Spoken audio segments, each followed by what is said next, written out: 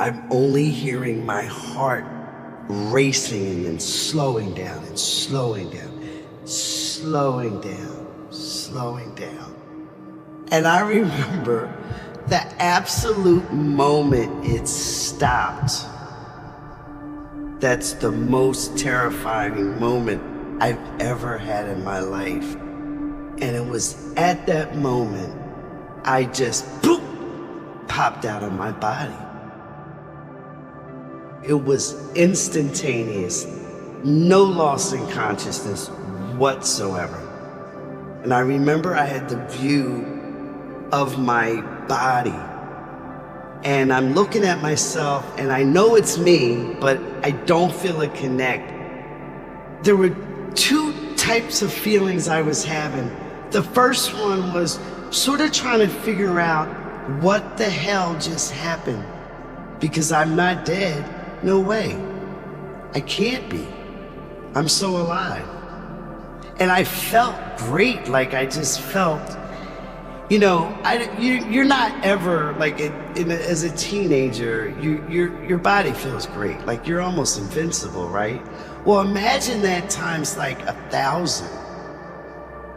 That's how I felt. But I'm also seeing this physical realm in a way that I've never dreamed possible I could see it before. And so I'm in awe.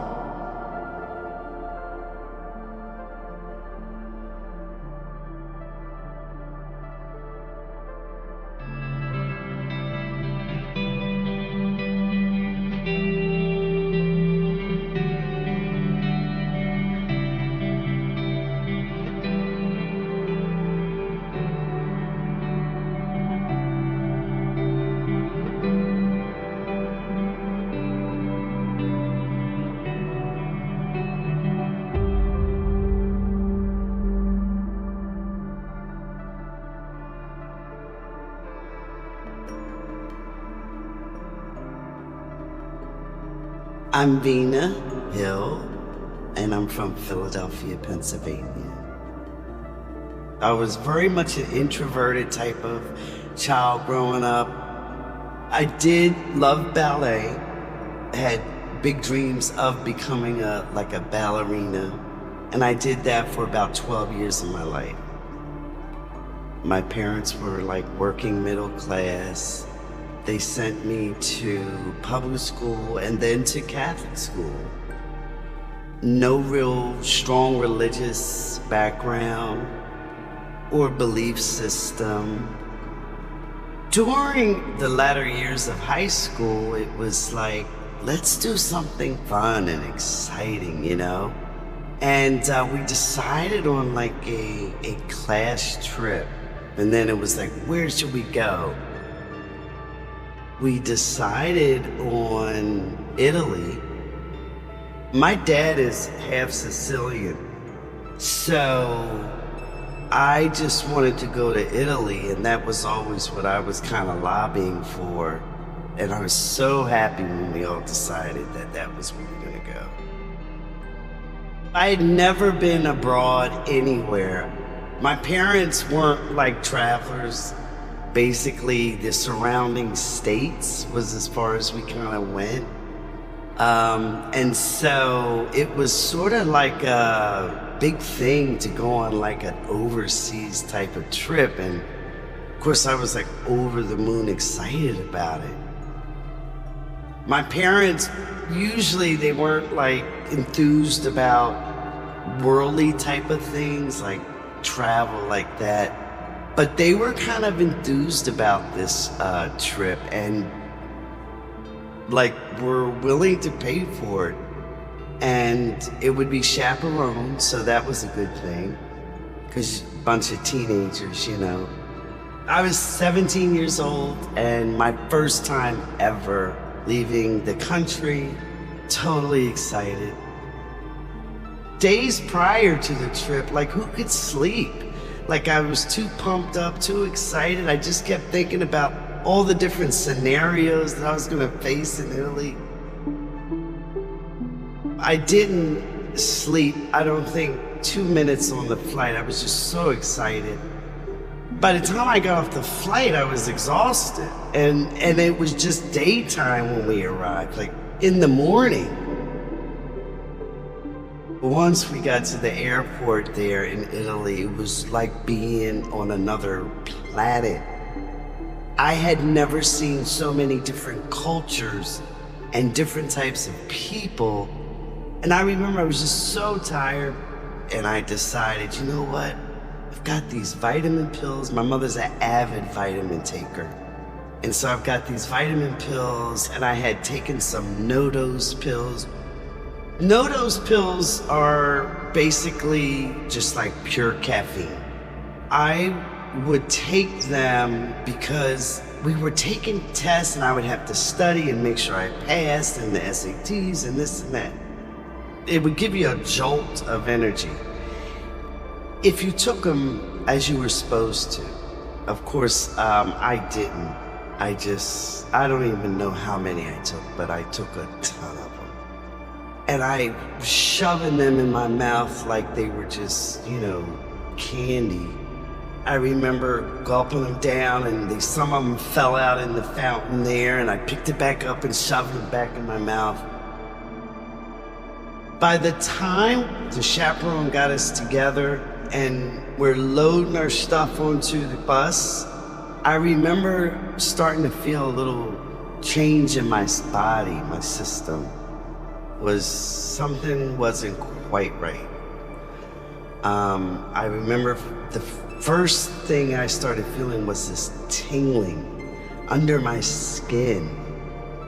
And my heart was racing a little bit. And that was sort of like a little precursor to what was coming. And I remember we had already started taking off. And I just got to the point where I literally felt like I could jump out of my skin. And I remember sort of just like, I was leaning over like this, and my heart started really racing, like really racing, to the point where I started hearing it. And I don't know if anyone has ever had that feeling, but it's a super weird feeling because you don't hear anything else but your heart. And it got to the point where I could hear it, boom, boom, boom, boom, boom, boom, boom, boom, boom, boom, boom. And I just was like, oh, what the? What is this? And at some point, it just reached a crescendo, like it just stopped with the boom, boom, boom, boom, boom, boom, and it started super slowing down. And that's when I really became so terrified. If someone had screamed at me, I'd have never heard it. I'm only hearing my heart racing and then slowing down and slowing down, slowing down, slowing down. And I remember the absolute moment it stopped. That's the most terrifying moment I've ever had in my life. And it was at that moment I just popped out of my body. It was instantaneous, no loss in consciousness whatsoever. And I remember I had the view of my body, but I also had a omnidirectional view.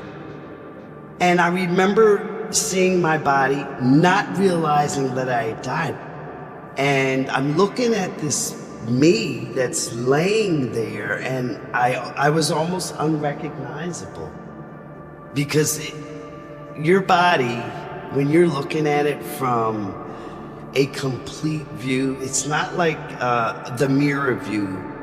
It's a completely different look. You're like clay, formed clay, sort of.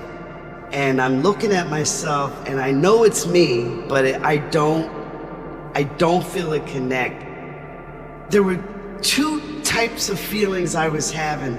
The first one was sort of trying to figure out what the hell just happened. because I'm not dead. No way. I can't be. I'm so alive.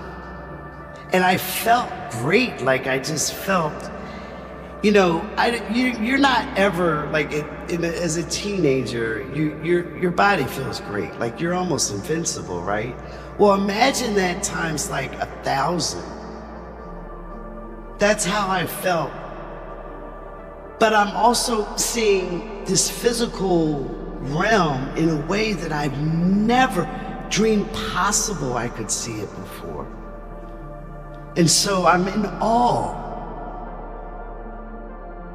When I was purely consciousness, okay, things were not as dense to me. I could see all the layers of things. And I'm seeing all these little energy patterns everywhere, like little waves of energy everywhere. And I'll never forget this. There was this metal bar at the front of the bus that people usually hold on to if they're getting ready to exit or whatever. And I remember there was literally energy coming off that bar, this inanimate object.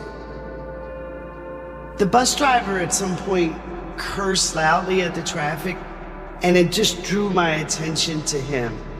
I was able to see through his exterior physical body, because like I said, I saw the full spectrum of things, and because of that I knew also that he was like sickly. Other things came up about him, about his life, and I knew that he was cheating. And he had a couple of kids, and they weren't all by the same woman. And I was seeing all the energy that was being emitted from him, his life. There was energy coming from the people on the bus. Other people's energy, it was very pulsing and alive. But at the same time, I'm looking at my body, and there's very little energy coming off my body. But at some point, there was a presence that overlaid my consciousness and drew me towards it, and just kind of took me completely out of the bus.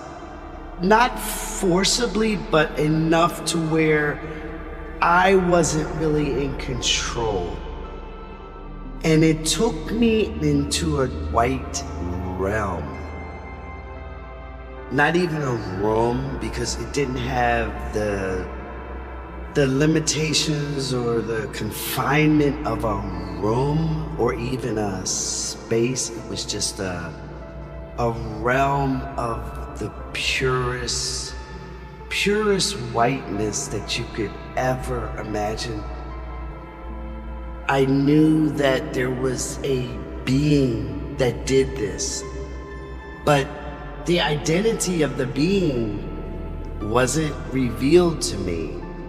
It was sort of like you meet a stranger and you converse with the stranger, okay, and it's a friendly type of conversation, interaction, but they don't tell you their name. It wasn't like a complete stranger, like, gee, I know this person from somewhere, I just not sure where. They know me, they've got all the details about me, I just can't pinpoint where I know them from. I was around this extremely friendly stranger who was emitting these beautiful, loving vibes. I knew I could trust them instinctively, but they were very hands-off, standoffish initially, allowed me to feel this realm out, allowed me to just experience it. My energy merged seamlessly in this realm, harmoniously in this realm. I was it was me. It was just a complete merging of my being into this realm. And I didn't want to ever be anywhere else. That was it. It was like I was home. Within this realm, I got to connect with different worlds, different creations. I experienced just an influx of so many different facets of existence, and believe me, this is a tiny part of it. Tiny, minuscule part of it. There was like a transference of a whole thought. So imagine a thought having color, feeling, any sound, anything that you can imagine, but being transferred inaudibly.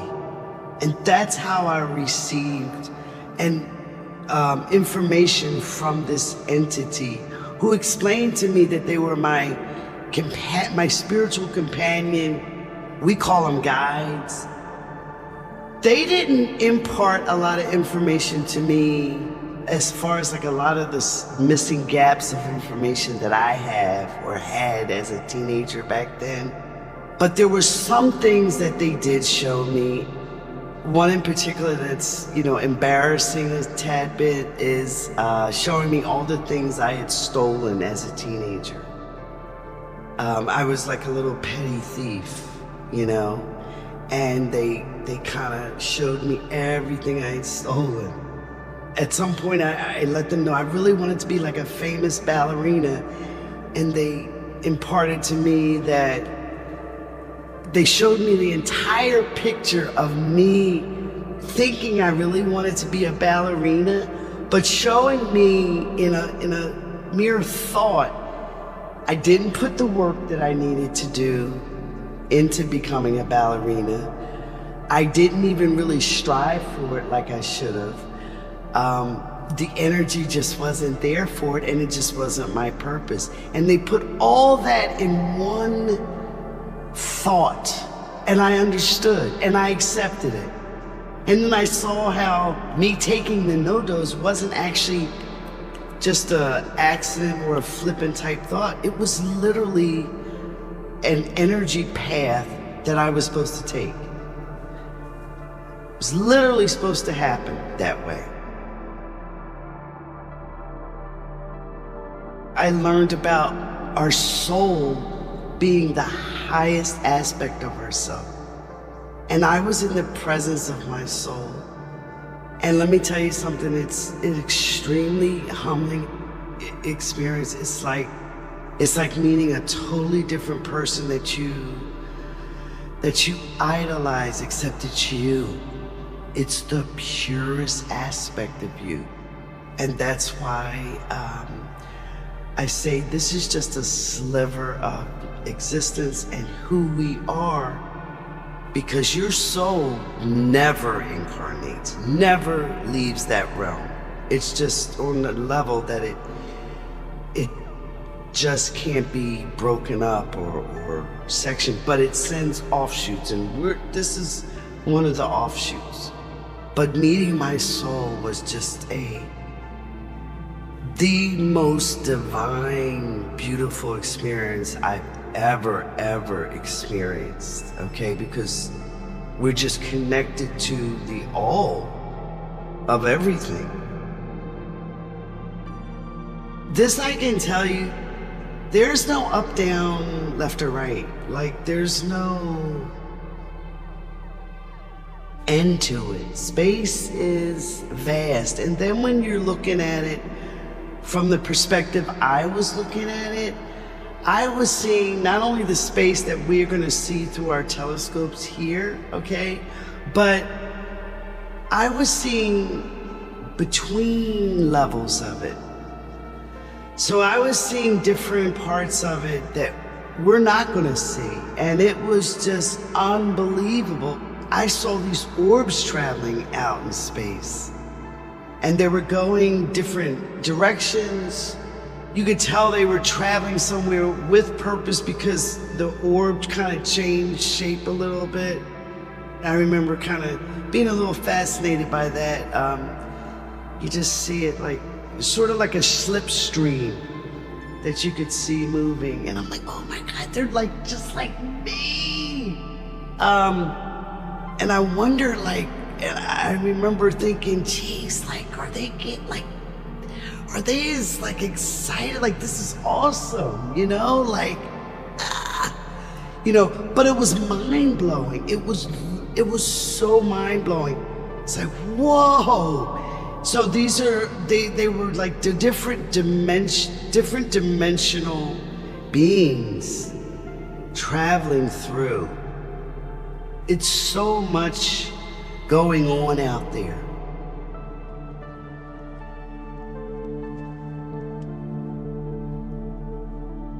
The very last experience that I had was being taken to this garden that was just, everything was just alive. And in so many different species of plants that I couldn't even imagine. Some of them I've never seen here on Earth. You know, I was interacting with them, and I had the most beautiful, I call spiritual dance with one of the flowers. And I can't even describe to you the flower because it's nothing like I've ever seen.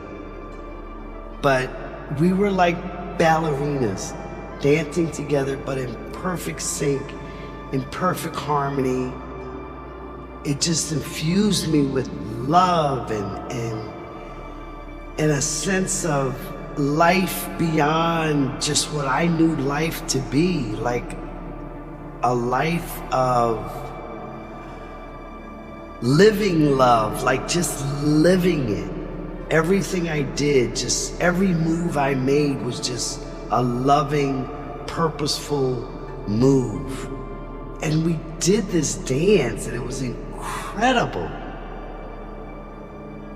I went from being this tiny little teenager from Philadelphia in high school on a trip to Italy, but now I had seen a whole different world, a whole different part of existence that I didn't even know existed.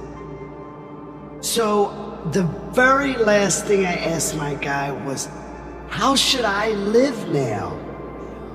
What should I do now? Because how can I top this? How can I even be as good as this? And I was given the most simplest but loving answer.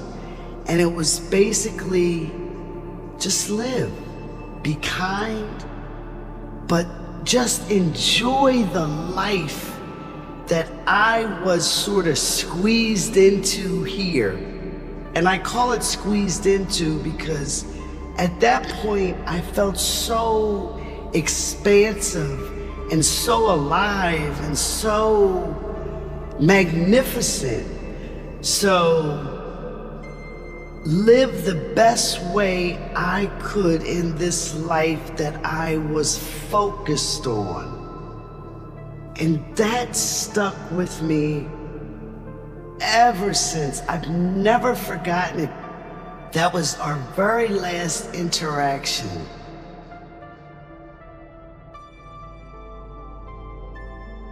I wasn't told or given a choice, hey, do you want to go back or do you want to stay? There was none of that. All I knew is the very next thing was I was going through a different type of portal. It started out extremely ethereal, but it picked up density. It almost felt like I was going through mud, a sort of muddy type of water. And then it felt super heavy, the heaviness of it. And trying to connect back to feeling and the sensations of this body was not easy. I had to think it first. I'm like, okay, my arm, my leg, you know. And at some point, again, I heard my heartbeat, okay? But it was normal, and it wasn't a scary type of heartbeat like I initially felt when it was racing and then slowing down. This was like a normal rhythm. It was trying to get its rhythm back.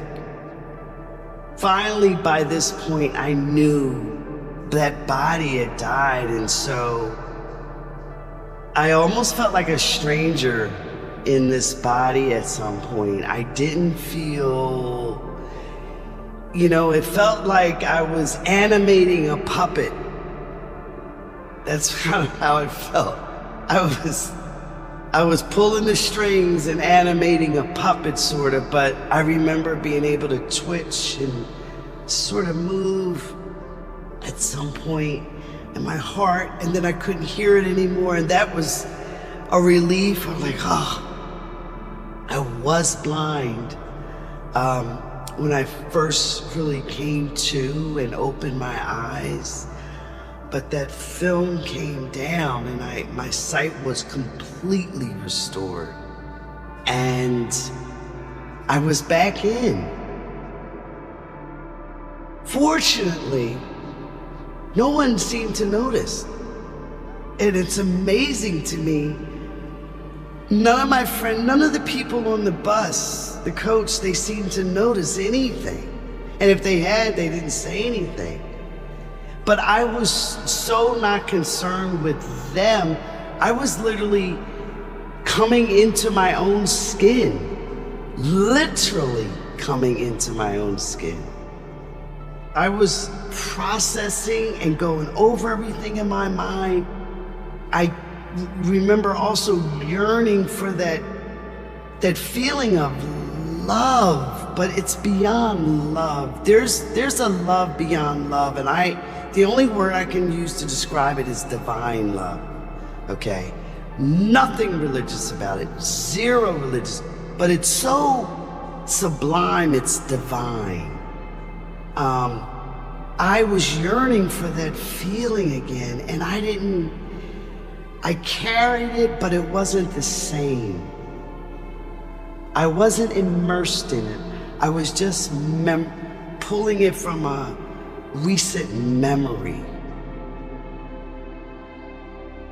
So of course, there was no one I could even begin to talk about it to, because I knew the mindset of me and my friends, and they would have been like, what? Like, really? We thought you didn't do drugs. Sure sound like it. But so I couldn't even talk about it. I had to just keep everything to myself. But I remember I was going off on a lot of, so we went on all these different places, tours, etc.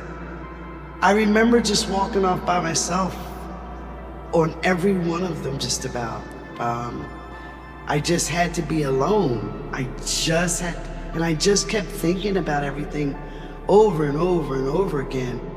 And even after I came back from the trip, I couldn't tell my parents or no one. After the trip, I came back. I tried college. I lasted about a year. I came back home. I wasn't doing too much with my life. I had no real purpose. I just had this fantastic experience. I didn't know what I wanted to do with myself. Me just basically living and realizing there was so much more to this. It was just like, it took any ambition that I had of anything and just put it on the back burner. My dad, one day he's like, look, I don't care what you do, but you got 30 days to do something. And so that kind of pushed me, and the quickest thing I could do was, go into the military, and that's what I chose. I was in the service for 10 years, and there were times that the harshness of the service and the regimen and the this, and then I became a mother while I was in the service. It kind of pushed the whole near-death experience to the back of my mind. And so I didn't really have a lot of time at that time to really cement it and put it all together into its proper places. Processing this experience has taken me years, and it wasn't something that I could just put right together. So it was a gradual piecing together.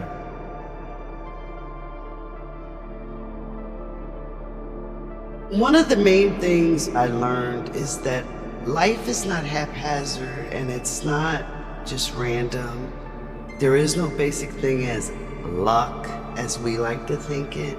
Everything is sort of like pre-planned. You know, we set up different paths that we can take, but they're all going to get us to our overall, what I call like the soul's agenda, the agenda of why we personally and physically came into this existence. There's certain things that we want to either experience, go over, rectify. Typically, this usually isn't our first time around the block. It isn't our first barbecue, as they say. And so we have different things we want to learn, fix, sort of to round out our understanding of things. Someone asked me once, is this real or is this just a hologram? This is very real, but it's like living a play. We're performing a play. It's a serious play, but it's a play. Understanding that has really helped me out a lot through all the different things I've been through in this life. There is a current of love that's behind everything. Everything. Love is literally the basic foundation of everything. It doesn't always show up as pretty, it's gotta show up as how we can best see it. But it's always there. Love is literally like the building block of all existence. It's the one cohesive force that just makes everything run. It's sublime, it's beautiful, it's harmonious, it's perfect. And if we can just accept that and see and understand that, it kind of flips the switch on our perspective of things and just helps us to see things in a whole different way. If you can realize this Vina or this you is not separate from the spiritual world, it's just a tiny part of it. You're never separate from it. You are it.